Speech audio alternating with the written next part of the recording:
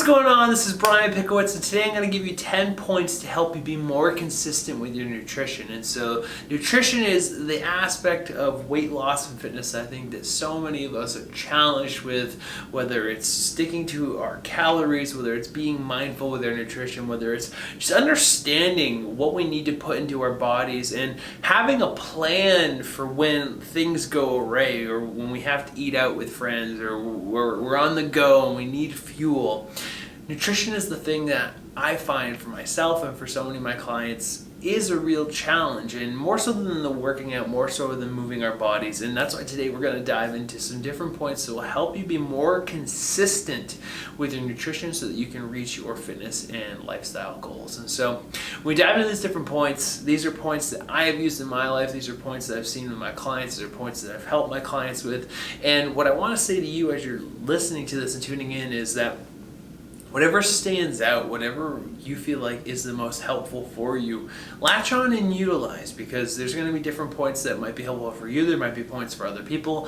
And my whole focus on this video is to really give you some actionable and practical, focus-aligned piece of advice so that you can truly start to see the change that you want in your fitness and lifestyle journey. And so today the first point is to understand the basics of nutrition before you dive into anything else. And now, why is this important? Why is it important that we understand the basics? Well, there's so many different fads and there's so many different marketing schemes out there to get you to think that you have to be doing a certain thing at a certain time, a certain way in order to lose weight and see great results. Whether that's keto, whether that's paleo, whether that's a Mediterranean diet, whether that's you eating a vegan diet.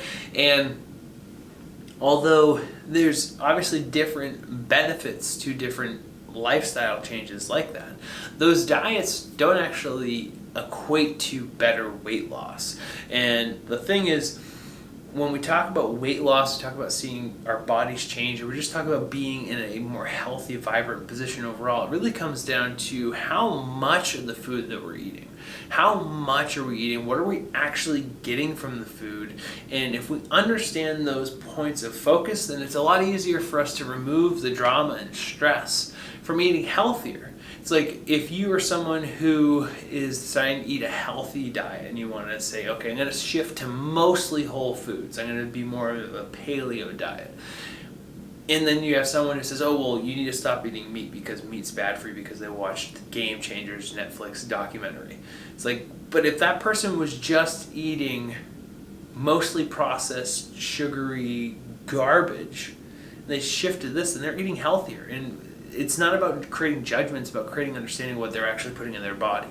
And now, when we talk about what we're actually putting into our body, the understanding is that everything that we eat is based off of the amount of calories we receive from the food, and those calories come from our macronutrients.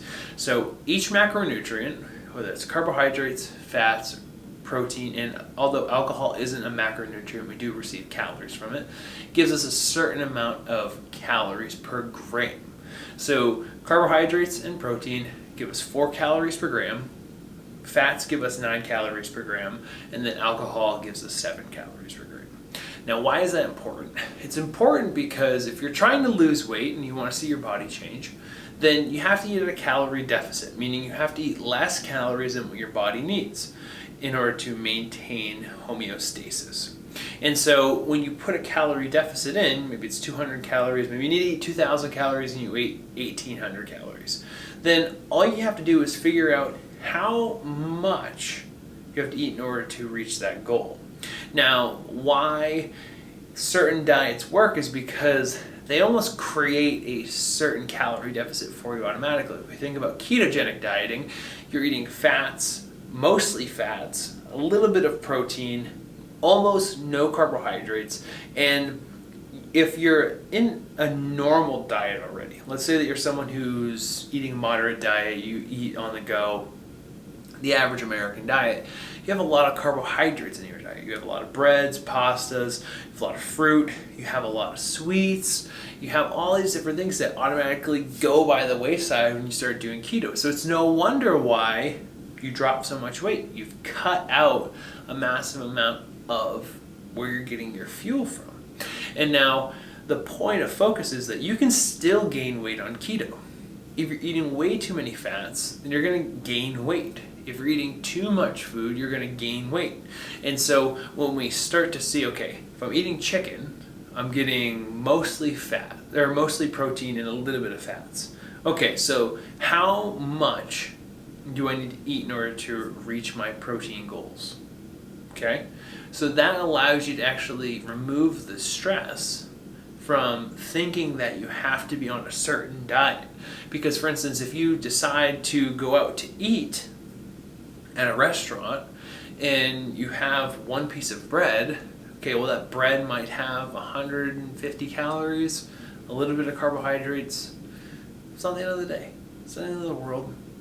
Understanding that basic foundation of what you're getting from your food, which is macronutrients and then obviously micronutrients, vitamins, minerals, those different things, it removes the drama. It removes the stress from thinking that if you have one piece of chocolate, the diet's ruined. And so one big point and focus from once we get that basic understanding is to then shift to tracking our food. Now, why tracking our food is so helpful is because it almost teaches us those basics at the same time. So you get to see your portions, you get to see that you can have a piece of bread or you can have a piece of chocolate and fit that into your day. It allows you to have more abundance with your food options, and what it does is it acts as a point of accountability for ourselves, so that we can see, okay, well, if I'm going to have this, then I won't have that other thing. Or if I did have that, well, maybe that's not that stressful. One of the things I've done for some of my clients, they've been like, oh, well, I just had a piece of pizza and I had a bread knot and I feel like I'm having a really bad day with my diet. I say, okay, well, just track those things and tell me how much those were. Like, oh, well, it's 450 calories. Okay, how many calories do you need to eat throughout the day in order to still be on track? Well, have another 1,200 calories. Okay, great. Just stick to that. And so the whole point is not that we develop a relationship with food that is intensely driven by how many calories we're getting from it, but it's about the awareness of, yeah, this is what's actually going into my body. Because from my perspective, you can't be mindful and you can't make better decisions about what you're putting into your body until you understand what it actually is you're putting into it. It's like asking someone to be mindful with their food, which we're going to dive into in a second, is not as helpful if they don't understand what is actually in the food. So understanding that basic point, understanding tracking is going to allow you to see your portions, it's going to allow you to make better decisions, it's going to give you that flexibility, is one of the most fundamental ways to be able to shift to a more advantageous relationship with food. And then that really brings us to the third point of consistency, and that is move your body daily. And so the cool thing about being able to move your body and being able to train and having that as a focus in your day is it aligns us to make better decisions. And so it's not just about like, oh, well, I worked out today, so I don't want to ruin my progress, but it's really casting a vote for the habit that we want to build off of. And so when we're starting to be more consistent on a new nutrition path, it's a new habit that we're implementing. It's a new lifestyle. It's going to take some focus. But when we're also moving our body, we're spending time reminding ourselves of what we're doing. It's as simple as cueing ourselves that by taking the stairs, I'm not going to have that cookie in the next meeting. By going for a walk for 15 minutes, I'm not going to eat as much ice cream at night. Those simple decisions to move our body and train not only allow us to physically feel better from a physiological standpoint, but it allows us to stay in the lane of where we want to make our progress. And so I don't know anything about you as you're watching this, but I know for me, if I don't move my body, I don't feel as good. Like my body doesn't feel as good, I don't have as much energy. And sometimes it might just be in the morning, I'll knock out 50 push-ups. That's not necessarily the same as me going for a long run or going and training, but just having something that allows me to move my body is something that gives me so much momentum throughout the rest of the day. And that's a single focus I see with my clients, just having 10 minutes of movement, setting your minimum of what you need, and allowing that to be a stepping stone. Everything else will help you be more consistent. And so the number 4 thing is have a productive morning. Now, why is this important? This is important because when we start our day, we have a clean slate. There's nothing there. And I actually personally believe that we have a clean slate at all times, but I'm not going to dive into that right now. But when we talk about having a clean slate in our day, that morning is our opportunity to center ourselves for the person that we want to continue to show up as. So someone who wakes up and is stressed, or wakes up and they hit snooze 10 times, and then they are starting their day off as an anxious mess, which has been me many times, is a totally different person than when that person gives themselves 15 minutes extra time, 30 minutes extra time. When you have the time to center yourself and sit down and journal or write or read or just look at your calendar and say, okay, what is essential, what matters today? And the point is, when we have a productive morning, which is productive by your standards, not mine, it makes it so that the decisions that we make throughout the day are in alignment with how we centered ourselves. And so if you're someone who wants to be more consistent with your nutrition, perhaps journaling in the morning about, hey, what's the day look like? Like, okay, I know I'm going to Stacy's birthday party. What am I going to eat? Or what's going to help me reach my goals? And having that single point to just reflect and be mindful allows us to take the necessary steps to show up how we want to be. And that makes it a lot easier to stay in the lane of consistency with our nutrition, with our training, whatever it is that we want to bring to the surface in our lifestyle. And so the number 5 point off of that is to be mindful with your food. And now mindfulness is obviously a derivative of meditation and Buddhism. And what it really comes down to is mindfulness is a practice of being able to observe your thoughts, your emotions, and your actions in the real time, in the present moment, and then being in a position to work to change them. And mindful eating rather, is really helpful for being able to observe our behaviors and our interactions with food, maybe help us change our relationship with food. For instance, if you're someone who's a stress eater, if you're, I'm a stress eater, that's just how I am. Well then, the real problem is not that you're a stress eater, it's that you have stress and you're not coping with the stress in a productive way that you want. So you turn to food, and that's your release. Now, when we talk about the habit cycle, we really have 4 key points. We have a cue, we have a craving, we have an action, and then we get a reward.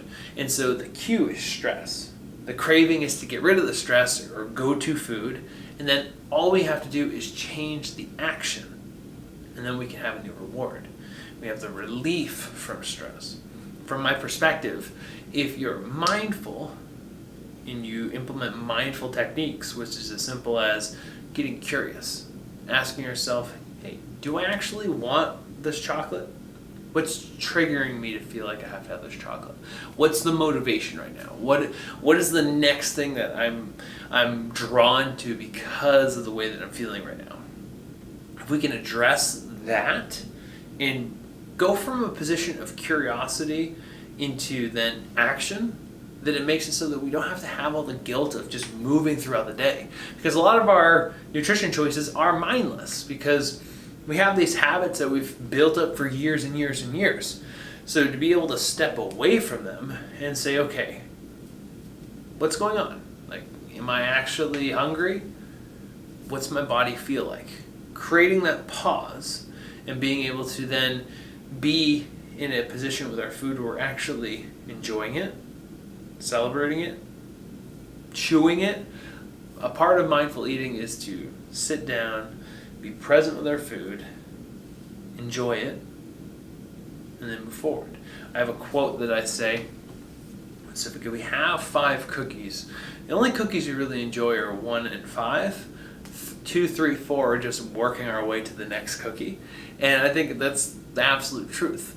If we sit down and we have 2 cookies, we can enjoy them just like we have 5 by actually eating them and enjoying them. So mindful eating is a tool to be present with our food, be present with our energy, be present with our emotions, and work to change how we're going about our eating patterns. And then the next thing off of that is observe your hunger cues. A lot of times we eat because we're bored, or we have FOMO with food because it's there. We're like, oh, well, this Chipotle catering service that came to work is only going to be here right now. I need to eat all the food. And it's like, is that true? No, they do it once a month. Okay. Am I actually hungry right now? Not really. And being able to see our hunger as a sign to either eat or not eat makes it a lot easier for us to change how much we're eating, when we're eating, what we're eating, and it makes it a lot easier for us to move forward. And I think consistency is built off of habits and discipline. When we build the habit of pausing and reflection, and we build the habit of being able to observe ourselves in that moment, it makes it a lot easier and more simple for us to shift our behavior, and then we can actually enjoy what we're eating. And then if you say, yeah, I actually am hungry, or no, I just want to have a bite of this because it looks good. Nothing wrong with that. Nothing wrong with that at all. But it allows you to see, like, how much of this do I actually need to eat? There's been times where, for instance, like, I'll have a piece of cake, and I'll be like, oh, like, I'll eat the cake, and then I'll be like, okay, well, that was really good. There's more cake. Do I want more cake? Yeah, I do want more cake. Am I hungry for more cake? Yeah. Does it fit with my goals for the day? Because that's important.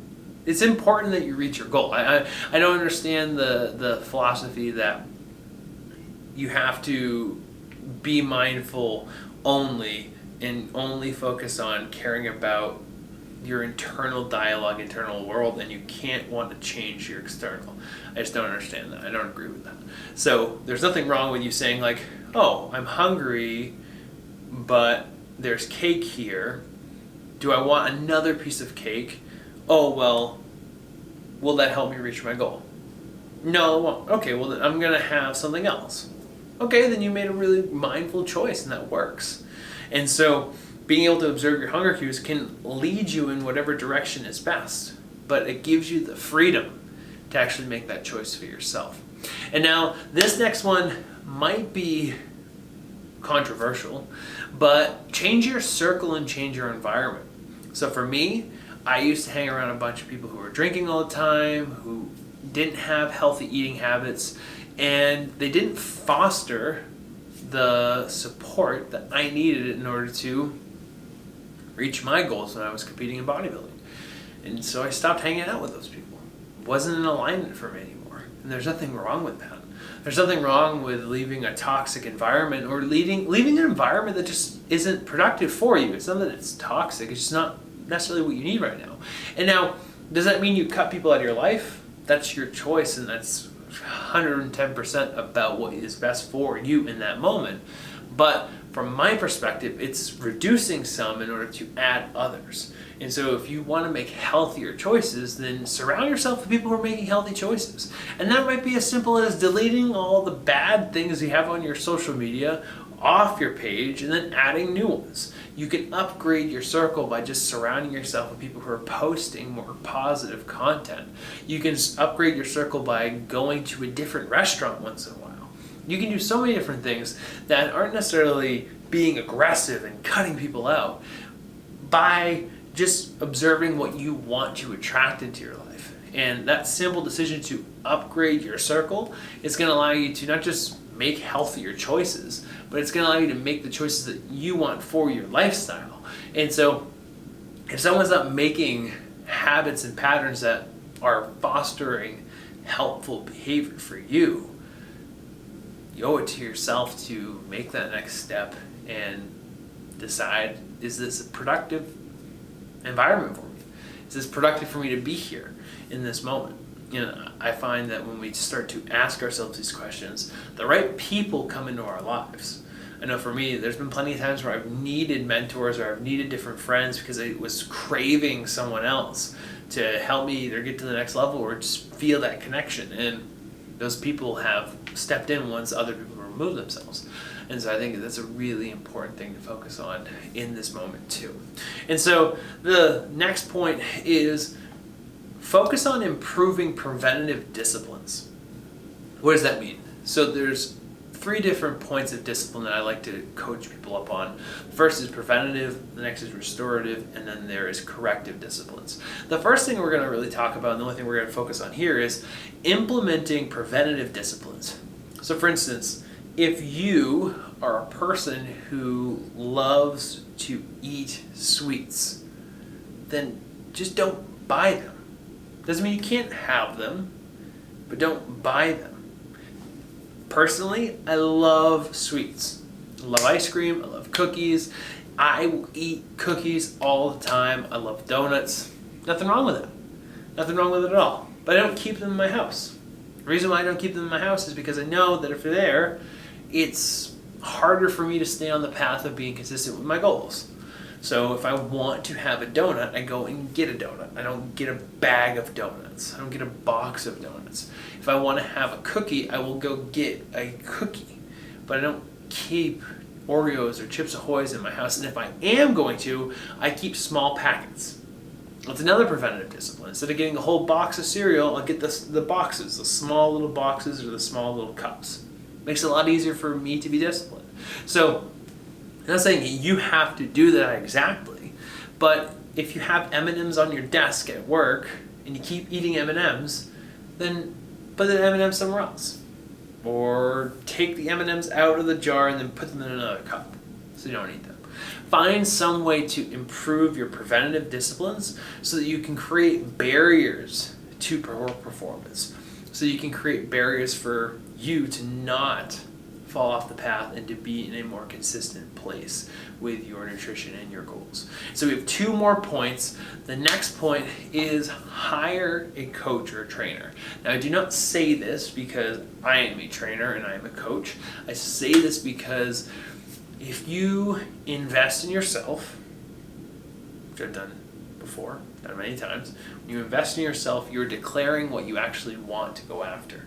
So you're declaring your worth, you're declaring, okay, I want to make a commitment to this thing, and you're getting an expert who can teach you the basics, you're getting an expert who can give you accountability, and you're also having someone who you can soundboard your ideas off of. The whole point of a coach is not to tell you, it's to help you figure it out yourself. And that doesn't mean that you're going to be lost in the dark, but it's like if I have a client, for instance, who is challenged with their nutrition. If I just tell them, okay, well, you need to eat this way, you need to eat this way, you need to eat this way, that's really unproductive for them. But if I say, okay, well, what's the challenge with eating consistently? I say, well, I'm challenged because I have M&Ms at my desk at work, which is literally an example that a client used with me.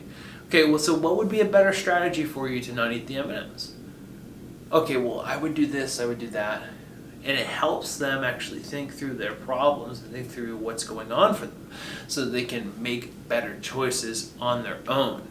Because we don't necessarily have as much willpower for what we're told to do as what we choose to do. So when we choose to do something, we choose, like, this is what I want, this is what works, we have ownership of that action. So taking ownership of that action gives us the freedom to actually change it. And so the last point, and now I want to make one more point there. If there's a trainer in your local gym, and you're like, hey, I've wanted to work with them, like, you should go talk to that person. If there's a coach online who you've been engaging with their content, like, you should go and ask them questions. A lot of these people, if they're worth their salt, will give you feedback. A trainer will give you maybe a session for free. And I just think it's encouraging to have something that's productive for you in that space. So I wanted to actually dive into the specifics of what I meant there too. And it's just about, again, upgrading your circle, leveling up. And the last thing, and this might be the most important way to actually be consistent with your nutrition once you've gone through these phases, is change your identity. So what I mean by change your identity is shift your focus on who you see yourself as. A lot of our habits don't follow through unless we change how we approach ourselves. And that allows us to approach the outside world in a totally different lens. So for instance, if you think about someone who's trying to quit smoking, they're going to have a totally different behavior, a totally different type of action than someone who has decided to quit smoking. They no longer smoke. Or this person is trying. And you think about their language, you think about their actions. Oh, well, I'm trying to quit smoking. Been doing it really well for 21 days, which is awesome. Or, hey, I just don't smoke anymore. I just don't do that. It's not for me. Totally different people. They've changed, one's changed their identity, and one is working to change their identity. And it's the same with someone who is fit. If you think about, oh, I am a healthy person. I'm not trying to be healthy. I'm not trying to diet. I'm just fit. I am just a healthy person.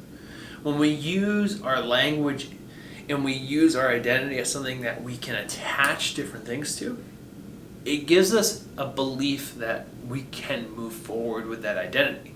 Think about someone who you define as a fit person. They probably go to the gym. They probably stick to their nutrition. They're probably more consistent, and they probably do a lot of these habits. Those simple things fall in line once we decide who we want to show up as. It's like, I didn't become a bodybuilder until I decided I wanted to be a bodybuilder. I didn't become a marathon runner until I decided I wanted to be a runner. All those different aspects of our identity are things that we choose through our language and our mind follow through with our actions. And so when we put these three things together, it makes it a lot easier for us to show up how we want to be seen, how we want to act, and how we want to just be in the world. In that simple shift of an identity makes it much easier to follow through, be consistent, and to have the lifestyle, the habits, and make the choices that we want to long term. So this is my video today. I hope you love it. I hope it was helpful for you. These are the 10 things that will help you be more consistent with your nutrition. I want to know, comment below on this video, what is one key point that you feel like was helpful for you? And I want to challenge you this week to implement one of these strategies. Just one strategy. Pick one point that's going to help you be more consistent with your nutrition. And lastly, subscribe to this channel if you love it. Give this video a thumbs up, and if you found this video helpful, share it with a friend. That's all I ask as we're growing this channel. And more than anything, thank you for being here. I hope you have a wonderful day, and just remember to be a light and strive forward to believe in more. We'll see you.